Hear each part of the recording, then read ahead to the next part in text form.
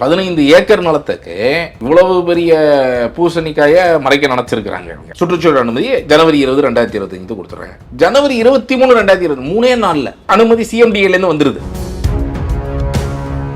2022 April 8க்கு பிறகு அவர்கள் எந்த விதமான கட்டுமான அனுமதியோ சுற்றுச்சூழல் அனுமதியோ கொடுக்கக்கூடாது. இந்த பிரிகேட் என்னும் நிறுவனத்துடைய நிலம், அவர்கள் கட்டக்கூடிய அந்த நிலம் இந்த ராம்சார் எல்லைக்கு உட்பட்டு அதுக்குள்ள ராம்சாருக்குள்ள வருது. இது தெல்ல தெளிவாக எப்படி ஒரு முறைகேடாக ராம்சாருக்குள்ள வர நிலமா இருந்தா கட்டுமானமே அனுமதிக்க கூடாது அப்படிங்கிறது தான் சட்டம்.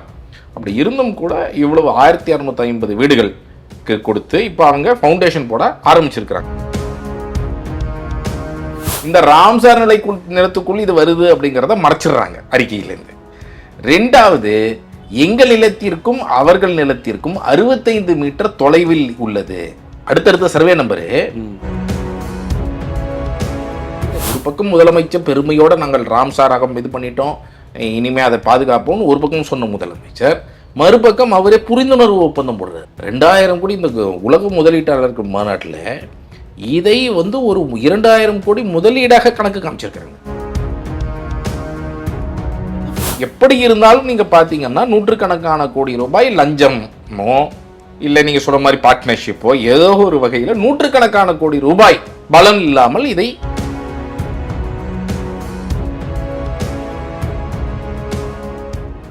நியூஸ் ஸ்கொயர் நேயர்களுக்கு வணக்கம். கிட்டத்தட்ட அறப்போர் இயக்கம் எத்தனையோ பிரச்சனைகளை வெளியில கொண்டு வந்திருக்காங்க. இன்னைக்கு பள்ளிக்கரணை சதுப்பு நிலத்துல கிட்டத்தட்ட 2000 கோடி அளவுக்கு முதலீடு செய்யக்கூடிய ஒரு மிகப்பெரிய சட்டவிரோதமாக விற்கப்பட்டிருக்கு, தனியா இருக்கு. இந்த குற்றச்சாட்டு தான் இன்னைக்கு பேசு பொருளா மாறி இருக்கு.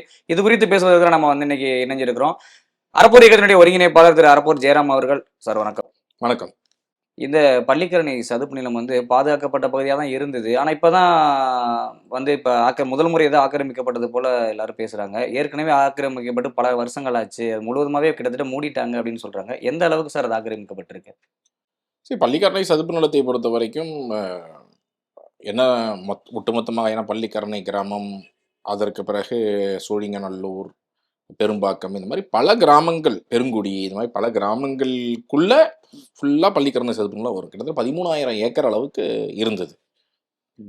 இன்னைக்கு உண்மையிலேயே அரசாங்கத்துடைய கட்டுப்பாட்டில் அவர்கள் வைத்திருக்கக்கூடிய நிலமாக அவர்கள் சொல்லக்கூடியது 1700 ஏக்கர். அதான் கவர்மெண்ட் ரெக்கார்டு படி. கவர்மெண்ட் ரெக்கார்டு படி மிச்சது எல்லாத்தையும் பட்டா போட்டாச்சு.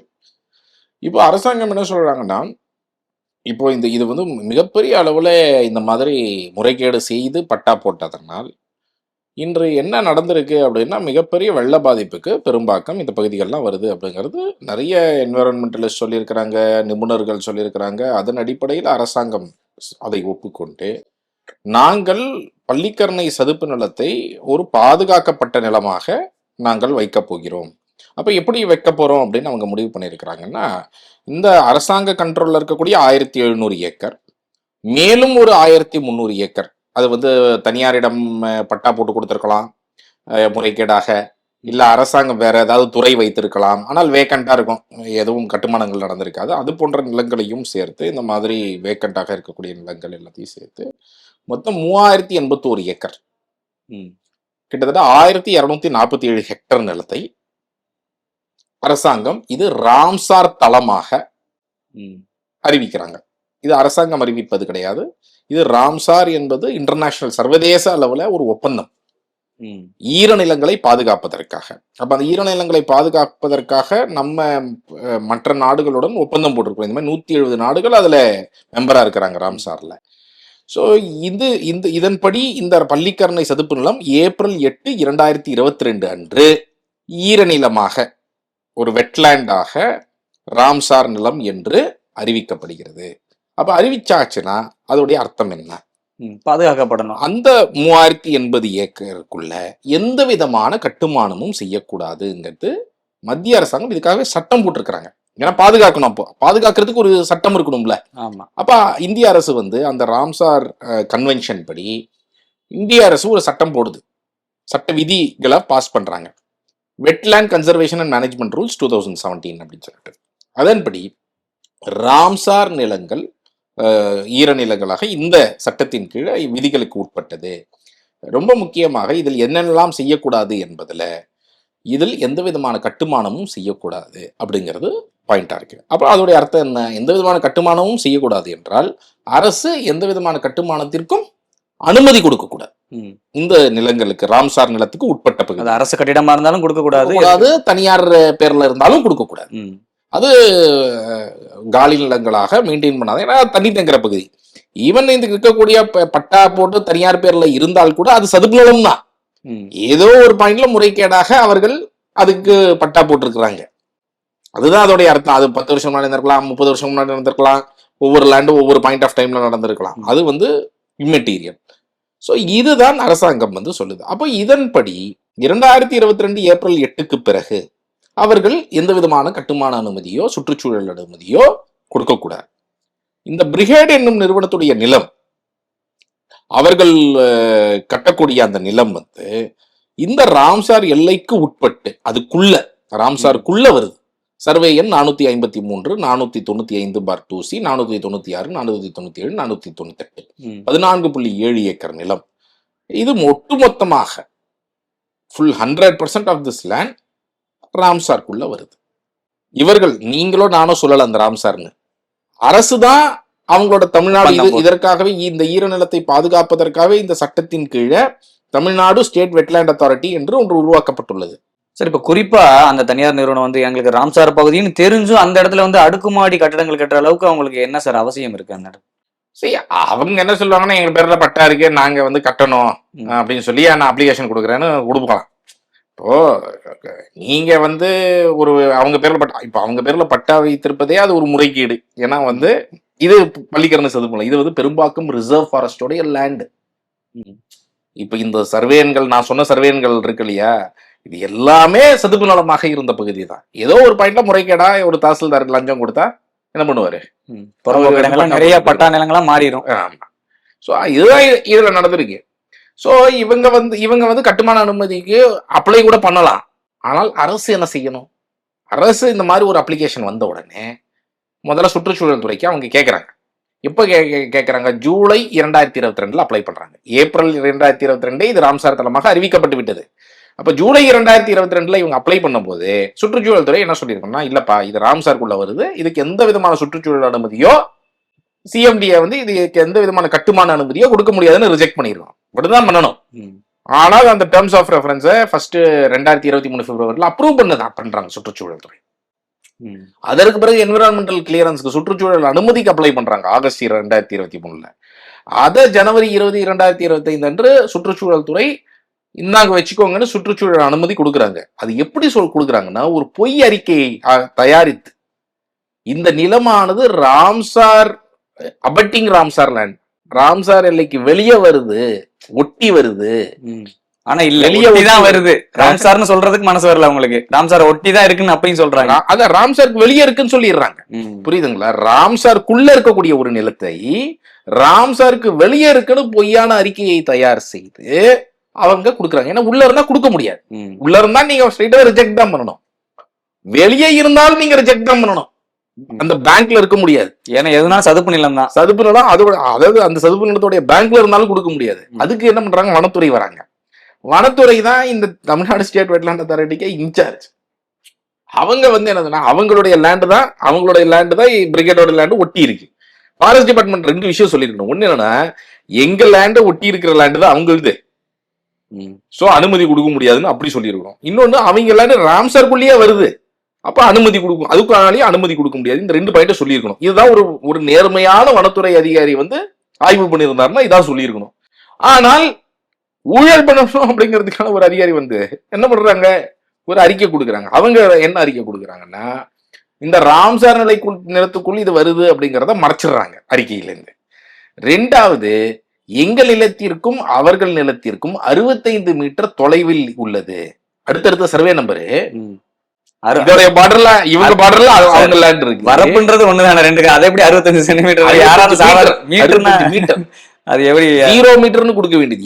எங்கள் கட்டுப்பாட்டில் உள்ள நிலம், ஃபாரஸ்ட் டிபார்ட்மெண்ட் கட்டுப்பாட்டில் உள்ள நிலம் 534/4 சர்வே நம்பர் உடைய ஒட்டின லேண்ட் இது, பிரிகேட் லேண்ட். எங்கள் கட்டுப்பாட்டில் உள்ள சதுப்பு நிலத்தின் பார்டர்ல தான் இவங்க வராங்க, ரெண்டாவது இவங்க ராம்சார் எல்லைக்குள்ளேயே வராங்க. இதுதான் ஒரு ஃபாரஸ்ட் டிபார்ட்மெண்ட் கொடுக்க முடியும். ஆனால் பொய்யான ஒரு அறிக்கை. ஏன்னா 65 மீட்டர் தூரம் நான் சொன்னேன் இல்லையா, பேங்க்லயே இருந்தாலும் கொடுக்க முடியாது. அதை ஒட்டி இருந்தாலும் ராம்சாருக்கு வெளியே வருது, ஒட்டி இருக்கு அப்படின்னாலும் கொடுக்க முடியாது. அப்படிதான் கண்டுபிடிக்கிறோம். ஐயோ நம்ம ராம்சார் அபட்டிங்னு சொல்லிட்டோம், ஒட்டி இருக்குன்னு சொல்லிட்டோம், அப்ப அதுக்கும் கொடுக்க முடியாது. சரி ஃபாரஸ்ட் டிபார்ட்மெண்ட் கூப்பிட்டு நீ வாப்பா, நீ ஒரு கொஞ்சம் தூரமா இருக்குன்னு சொல்லி ஒரு அறிக்கை கொடு, அவங்க ஒரு 65 மீட்டர் தூரமா இருக்குன்னு சொல்லி அவங்க ஒரு அறிக்கை கொடுத்து, இப்படி பொய் மேல பொய் அறிக்கை வைத்து, இல்ல ஒரு சாதாரணமா ஒரு நிலம், ஒரு புறம்போக்கு நிலம், ஒரு பட்டா போட்டாங்கன்னா கூட யாருக்கும் தெரியாம போயிடும். அவ்வளவு பெரிய ஒரு சதுப்பு நிலத்துல வந்து இவ்வளவு பெரிய முறைகேடு நடக்கும்போது 15 ஏக்கர் 15 ஏக்கர் 15 ஏக்கர் நிலத்துக்கு இவங்க வந்து இவ்வளவு பெரிய பூசணிக்காய மறைக்க நினைச்சிருக்கிறாங்க.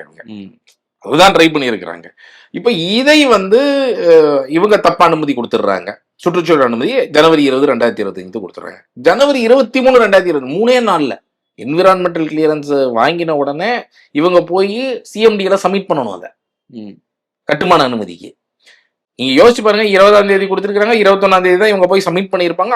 23ஆம் தேதி அனுமதி சிஎம்டில இருந்து வந்துருது. சிஎம்டில அவ்வளவு வேகமா வேலை செய்யறாங்க, கட்டுமான அனுமதியை கொடுத்திருந்தாங்க. இப்போ அதுல இருக்கக்கூடிய சேகர் பாபு அமைச்சரோ என்ன பண்ணிருக்கணும், இது வந்து ராம்சார் நிலத்துக்கு உட்பட்ட நிலம், இதுல எப்படி கட்டுமான அனுமதி ஹைரைஸ் பில்டிங் கொடுக்க முடியும் சொல்லி அவர்கள் ரிஜெக்ட் பண்ணிருக்கணும். ஆனால் மாறாக அவர்களும் ஒப்புதல் கொடுக்கிறார்கள், அந்த துறையும் ஒப்புதல் கொடுக்கிறது. அப்ப இது தெள்ள தெளிவாக எப்படி ஒரு முறைகேடாக இந்த இடத்துக்கு ஒப்பந்தம் ராம்சாருக்குள்ள வர நிலமா இருந்தா கட்டுமானமே அனுமதிக்க கூடாது அப்படிங்கிறது தான் சட்டம். அப்படி இருந்தும் கூட இவ்வளவு 1650 வீடுகளுக்கு கொடுத்து இப்ப அவங்க ஃபவுண்டேஷன் போட ஆரம்பிச்சிருக்கிறாங்க. நாங்க இது எப்படி பாக்குறோம்னா, முதல்ல நாங்க அந்த மழை காலத்துல அந்த பகுதிக்கு போகும் பொழுது அந்த வெள்ளம் பயங்கரம் பாதிக்கப்பட்ட பகுதி அது. உங்களுக்கு தண்ணீர் வந்து அப்படியே மழை பெஞ்சாலே தேங்கி நின்று தண்ணி தேங்கும். பின்னாடி வந்து அந்த அபார்ட்மெண்ட்ஸ் எல்லாம் கிரவுண்ட் ஃப்ளோர் எல்லாம் ஃபுல்லா தண்ணி. அப்ப நாங்க போய் பாக்குறோம், பார்த்துட்டு வந்துட்டு நாங்க என்ன பண்றோம்னா, இந்த எங்க பாட்டில் நெக் இருக்குன்னு பார்த்தா அந்த மெயின் ரோட்ல, பெரும்பாக்கம் மெயின் ரோட்ல பாத்தீங்கன்னா இந்த பக்கம் எல்காட் இருக்கும், இந்த பக்கம் கிளாசிக்கல் தமிழ் இன்ஸ்டியூட் இருக்கும், இப்படி போய் சுருங்கிதான் வெளியே போகும். அப்போ இந்த இடம் ஒரு பெரிய பாட்டில் நெக்காக தண்ணி வந்ததுன்னா அடிச்சு இங்கதான் நிற்கும். உங்களுக்கு தண்ணி போறதுக்கு போதுமான அளவு அவ்வளவு வேகமா போறதுக்கும் உங்களுக்கு இடம் இருக்கு. அப்ப இந்த மாதிரியான ஒரு இடத்துல, அந்த பாட்டில் நெக் இருக்கக்கூடிய இடத்துல அடிச்சு ஃப்ளட் திரும்ப ரிவர்ஸ் ஆகுது பாத்தீங்களா, அந்த இடத்துல இந்த பிரிகேடு லேண்ட் இருக்கு, இந்த சதுப்பு நிலம் இருக்கு, ராம்சார் சதுப்பு நிலம். அந்த இடத்துல இருக்கிற லேண்டுக்கு இப்போ அனுமதி கொடுக்குறாங்க. இப்போ இந்த இடத்துல நீங்க 15 ஏக்கருக்கு கான்கிரீட்டை கொட்டி எழுப்பினீங்கன்னா அந்த 15 ஏக்கரில் தேங்கக்கூடிய தண்ணீர் எங்க போகும்? அது மேலும் வெள்ளமாக மாறும், மக்களை வந்து மிகப்பெரிய அளவுல பாதிக்கும். அப்போ இப்படியான ஒரு வேலையை தான் இவங்க செஞ்சிருக்கிறாங்க அப்படிங்கறத நம்ம இதுல பாக்குறோம். 13,000 ஏக்கரையும் மீட்க முடியுமா அப்படின்னு நமக்கு தெரியாது, கஷ்டம் ரொம்ப. ஆனால் அரசே ஒரு முடிவு செய்து நாங்கள் 3000 ஏக்கரை பாதுகாப்போம் என்று நீங்களும் நானும் சொல்ல, அரசு உறுதி கொடுத்திருக்கிறது சர்வதேச அளவுல. இந்த 3000 ஏக்கர்ல நாங்க கட்டுமானம் செய்ய மாட்டோம், இந்த 3000 ஏக்கர்ல ஏதாவது கட்டுமானம் இருந்தா கூட அதை நாங்க மீட்க முயற்சி செய்கிறோம், இதுதான் இவர்கள் கொடுத்த ஒப்பந்தம். நல்லா புரிஞ்சுக்கோங்க. ஈவன் அதுக்குள்ள ஏதாவது கட்டுமானம் இருந்ததுன்னா கூட நாங்க அதை மீட்க ட்ரை பண்றோம் அப்படின்னு சொல்லியிருக்காங்க. பல வருஷமா மீட்டுக்கிட்டு இருக்காங்க. மீட்க எங்க மீட்டாங்க, இவங்க இருக்கிறதையும் தாரை வார்க்கும் வேலைய இன்னைக்கு செஞ்சிருக்கிறாங்க. அப்போ இது ஒரு பக்கம் முதலமைச்சர் பெருமையோட நாங்கள் ராம்சாராகம் இது பண்ணிட்டோம், இனிமே அதை பாதுகாப்போம் ஒரு பக்கம் சொன்ன முதலமைச்சர், மறுபக்கம் அவரே புரிந்துணர்வு ஒப்பந்தம் போடுறாரு. இதுல என்ன வேடிக்கைன்னா, 2000 கோடி இந்த உலக முதலீட்டாளருக்கு மாநாட்டுல இதை வந்து ஒரு 2000 கோடி முதலீடாக கணக்கு காமிச்சிருக்காங்க. பிரிகேடோட MOU சைன் பண்றாங்க. அதையும் வெளியில முதலீடா வந்து கணக்கும் காமிச்சிருக்காங்க. ராம்சார் நிலத்துல கட்டணங்கள் அனுமதி கொடுத்ததும் இல்லாம அத கணக்கு வேற காட்டியிருக்காங்க, கணக்கு காமிக்கிறாங்க. இதை ஒரு முதலீடாக கணக்கு காமித்து ஸ்ட்ராட்டஜிக்கலி பிளேஸ் இந்த ஐடி காரிடார் அப்படின்னு சொல்லிட்டு, இதுல என்னங்க முதலீடு? முதல்ல இது எனக்கு புரியவே இல்லை. அவங்க கட்ட போறாங்க. இன்ஃபேக்ட் அதுல அனுமதி கட்டினாங்கன்னா கூட 20% அவங்க வந்து அட்வான்ஸா மக்கள்கிட்ட கேட்கறாங்க. மக்கள் 20% கட்டினாங்கன்னா அந்த 20% பணத்திலேயே அவங்க கட்டி முடிச்சிருவாங்க. அவங்க கட்டுற காசு 400 கோடி தான், அவங்க விற்கிறது 2000 கோடி, 400, 500 கோடி தான். அவங்களுடைய கணக்குப்படியே 450 கோடி தான். 450 கோடிக்கு கட்டி 2500 கோடியும் விற்பாங்க. ஏன்னா அவங்க அட்வர்டைஸ் வந்து 1.3 crores 2.8 crores. ஸோ நீங்கள் ஆன் தி ஆவரேஜ் பார்த்தீங்கன்னா ஒரு 2 கோடின்னு போட்டிங்கன்னா 1250 அப்பார்ட்மெண்ட்னா 1250 அப்பார்ட்மெண்ட் இன்னும் 2 கோடி போட்டிங்கன்னா எவ்வளோ ஆகுது? 2500 கோடி ரூபாய் ரைட்டுங்களா? ஸோ 2000 கோடி ரூபாய் அவங்க லாபம் எடுத்துட்டு போற ஒரு திட்டம் இல்லையா? இது வந்து நீங்க பதிவு பண்ணியிருந்தீங்க அன்னைக்கு கூட சொல்லும்போது இது வந்து முதலமைச்சருக்கு தெரியாமல் கூட அது நடந்திருக்கலாம். இப்ப தெரிஞ்சிருச்சு இல்ல, இப்ப தெரிஞ்சதுக்கு அப்புறம் நடவடிக்கை எடுக்கலாம்னு சொன்னீங்க. அப்ப இப்போ வரைக்கும் மௌனம் காக்கிறதுக்கு என்ன காரணம்? இருக்கிறாங்க. இந்த நம்ம பேசக்கூடிய இந்த நிமிடம் வரை எந்த ஸ்டேட்மெண்ட்டும் அரசாங்கத்துக்கிட்டே இருந்து வரல, எந்த பதிலுமே அவர்கள் தெரிவிக்கல. அப்ப இது ராம்சாருக்குள்ள வரக்கூடிய நிலம் என்பது அரசாங்கத்துக்கு நல்லா தெரியும். ஸோ ஒருவேளை முதலமைச்சருக்கு தெரியாம இருந்தா இப்ப தெரிஞ்சிருச்சு இல்ல, இப்பவாது இந்த சுற்றுச்சூழல் அனுமதியை ரத்து பண்ணுங்க. என்ன ரொம்ப இதுன்னா வேலை இன்னைக்கு செஞ்சுட்டு இருக்கிறாங்க, இப்ப வரைக்கும் நம்ம செஞ்சுட்டு இருக்கிறாங்க அங்க வேலை. நம்ம பேசுற இந்த நான் எனக்கு நேத்திக்கோ முந்தா நேத்தோ போட்டோ வீடியோட வந்திருக்கு, இன்னும் வேலை செஞ்சுட்டு இருக்கிறாங்க. இந்த வெளியில் வந்த இப்பயாவது அரசாங்கம் வந்து நீங்கள் அதை நிறுத்துங்க, ஃபர்ஸ்ட் நாங்க என்னங்கிறத பார்க்கணும் அப்படின்னால சொல்லணுமா இல்லையா? இல்ல அதை ஆய்வாவது பண்ணணும்ல. இப்ப நம்ம கொடுக்கக்கூடிய தரவுகளை வச்சு அதை ஆய்வாவது பண்ணணும்ல. அப்போ ஒரு இன்வெஸ்டிகேஷன் இல்ல, ஒரு ப்ரோப் இல்ல, நாங்க வந்து நீங்க நிறுத்தவும் மாட்டீங்க, நாங்க சுற்றுச்சூழல் அனுமதியை ரத்து பண்றோம்னு சொல்லவும் மாட்டீங்க, நீங்க சொல்லவே எதுவுமே பேசவே மாட்டீங்க. ஊடக நண்பர்கள் அமைச்சர் சேகர் பாபுவோட விடமும் தங்கம் தென்னரசிடமும் இன்னைக்கு இப்ப அமைச்சரா வனத்துறை, அன்னைக்கு வனத்துறை அமைச்சர் பொன்முடி பர்மிஷன் கொடுத்த போது, இன்னைக்கு வனத்துறை அமைச்சர் ராஜகண்ணப்பன் இருக்கிறாரு, அவர் தான் வெட்லாண்ட் அத்தாரிட்டிக்கு ஹெட். இவர்களிடம் இருந்து கேட்கணும் கேள்விகளாக, இது எப்படி ராம்சார் நிலத்துக்கு உட்பட்ட நிலத்துல நீங்க இந்த மாதிரி கொடுத்துருக்கிறீங்க அப்படிங்கறத இவர்களிடம் கேட்க வேண்டிய அவசியம் இருக்கிறது. டிஆர்பி ராஜா அவரிடம் இதை எப்படி நீங்க இன்வெஸ்ட்மெண்ட் கணக்கு காமிச்சீங்க அப்படின்னு கேட்க வேண்டிய அவசியம் இருக்கிறது. இல்ல இது அதிகாரிகளோட தலையீடோட முடியுதா இல்ல ஆட்சியில் இருக்கக்கூடியவர்களுடைய தலையீடோட இருக்கிறா? இது இந்த விஷயம் எல்லாம் இவங்களுக்கு தெரியுமான்றதே ஒரு சந்தேகத்தை எழுப்புது சார். அமைச்சர்களுக்கு எல்லாம் தெரியுமான்ற ராம்சார் இடத்துல உள்ளது அப்படின்னு நான் என்ன சொல்றேன்னா, தெரியும் தெரியாது அப்படிங்கிற பாயிண்ட் ஒரு வாரம் முன்னாடி வர இருக்கலாம், வெளிவந்ததுக்கு பிறகு இவங்க எல்லாருக்கும் தெரியும்ல. ஒருவேளை தெரியாதுன்னு வச்சுப்போம். எனக்கு இப்போ சிஎம்டியில கட்டுமான அனுமதினா அது வெறும் செக்ரட்டரி மட்டும் சைன் பண்ண மாட்டாரு. ஹைரைஸ் பில்டிங்க்கெல்லாம் மினிஸ்டருக்கு போகும் சர்க்குலேஷன் நோட்டு, சரிங்களா? அப்போ ஒரு மினிஸ்டரும் கையெழுத்து போடுவார் அனுமதியில. ஸோ நீங்க வந்து அவ்வளவு ஈஸியா வந்து எனக்கு ரெஸ்பான்சிபிலிட்டி இல்லைன்னு சொல்லிட முடியாது இவங்க யாரும். ஒரு வனத்துறை அமைச்சர் வந்து அவர் தான் ஸ்டேட் வெட்லாண்ட் அத்தாரிட்டியோடைய சேர்மன். அவர் ஒரு மினிஸ்டர் மட்டும் கிடையாது, ஒரு ஈரநிலத்தை பாதுகாக்கக்கூடிய ஒரு ஆணையத்துடைய தலைவர். அவருக்கு தான் அந்த பொறுப்பு இருக்கு. அங்க யாரும் கட்டுமானங்கள் கட்டக்கூடாதுங்கிற பொறுப்பு வனத்துறை அமைச்சருக்கு இருக்கு. சோ அதனால இவர்கள் எல்லாம் தெரியாது என்று சொல்லிவிட்டு போக முடியாது. அப்போ முதல்ல அவங்களுக்கு தெரியாம நடந்திருக்குங்கிறதுக்கான சாத்தியக்கூறுகளை எனக்கு பொறுத்த வரைக்கும் குறைவு.